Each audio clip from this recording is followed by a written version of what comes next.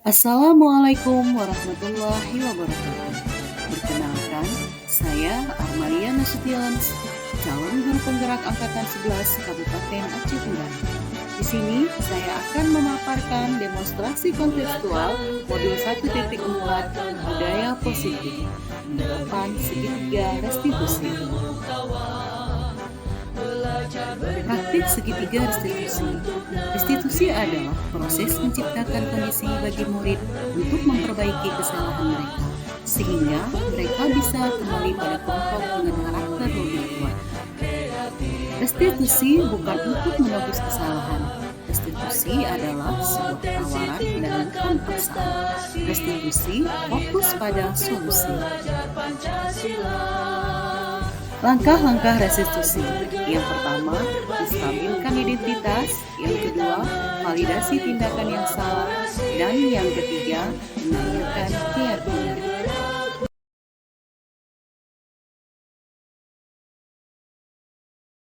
Sama Amirul, Amirul, Hairul Mubin, apa kabar nih? Berantem, iya, maksudnya ibu terus berantem terus.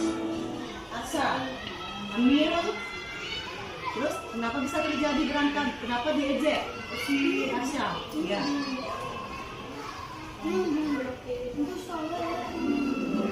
Berarti ini sekarang saling mengejek jadi ceritanya ya. Saling mengejek kan? Asya, turunkan tangannya. Nggak boleh. Tangannya yang sopan. Jadi anak ibu sekarang ikutannya. Kita kan sudah ada kesepakatan kelas ya. Kalau berantem itu boleh nggak di dalam kelas kita? Kalau ibu tanya dulu, kalau sesama teman itu harusnya gimana di dalam kesepakatan kelas? Tidak boleh berantem, masa? Gimana?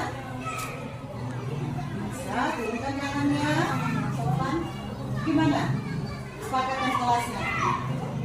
Oh kita, ya, memang benar nggak ada semua manusia yang sempurna. Kita pasti ada buat kesalahan, biasa ya. Jadi di dalam sebuah kesalahan itu kita harus bisa memperbaiki diri. Jadi aku tanya nih sama Andirul nih, sama Hairul sama Asyam. Sudah ada kesepakatan di dalam kelas. Jadi bagaimana nih supaya jangan lagi berantem nih? Asya, bagaimana ke depannya? Supaya jangan lagi berantem hidup di kelasnya. Kalau salah, ya. Gimana? Mau perbaiki diri? Ya. Satu lagi apa nih Asya? Asya, apa? Ayo. Mana? Mau baik lagi. Apa? Terus? Ini. Asya. Ya, mau berantem lagi? Saling memaafkan ya, mantap. Kalau Hairul, Amirul, gimana Amirul? Ya jadi sekarang saling memaafkan. Ayo maafkan.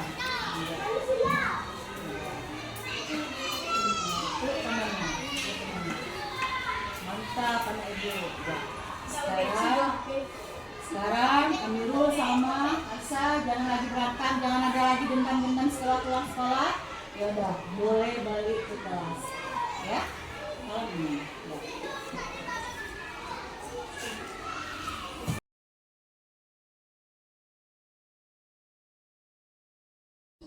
Hai Foka, sudah tahu kenapa ibu memanggilmu kemari?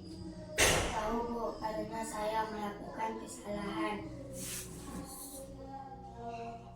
Saya sering terlambat masuk ke kelas saat setelah jam istirahat. Betul.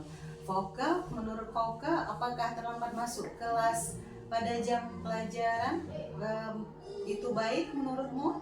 Tidak fokus, salah. Pauka minta maaf. Iya, ibu tidak mencari, tidak ingin tahu tentang salah kamu. Di sini ibu ingin mencari solusi. Kamu pasti punya alasan kenapa kamu sering terlambat masuk Pak setelah istirahat. Keasikan bermain dengan teman-teman dan jajan di kantin. Ya. Oke, kira-kira kamu masih ingat tidak kesepakatan kelas yang sudah kita sepakati?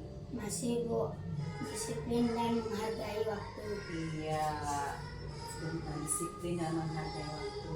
Jadi sekarang Fauka kita jadi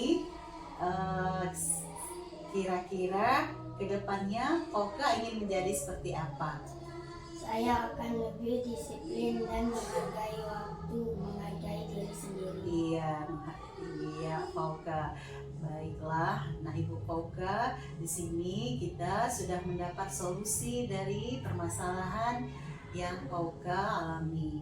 Sekarang Ibu berharap Fauka akan menjadi anak yang lebih baik lagi.